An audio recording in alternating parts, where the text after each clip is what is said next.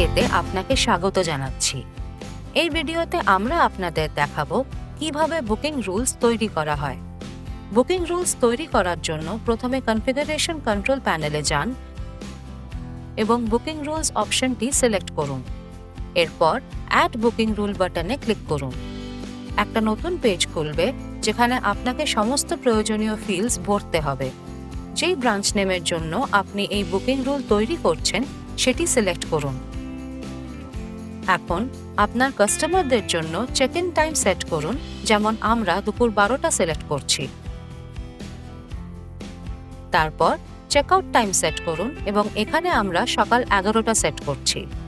এখন booking advance needed এর check বক্সে ক্লিক করুন। এটা টোটাল অ্যামাউন্ট থেকে সেই নির্দিষ্ট অ্যামাউন্ট বা পার্সেন্টেজকে বোঝায় যেটা হোটেল রুম বুক করার সময় অ্যাডভান্স পেমেন্ট করতে হবে।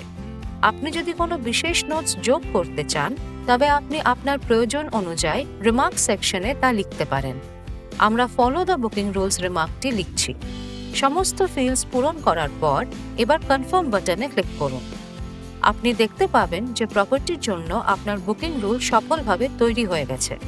এইভাবে আপনি মেটাস্টেতে সহজেই বুকিং রুল তৈরি করতে পারেন।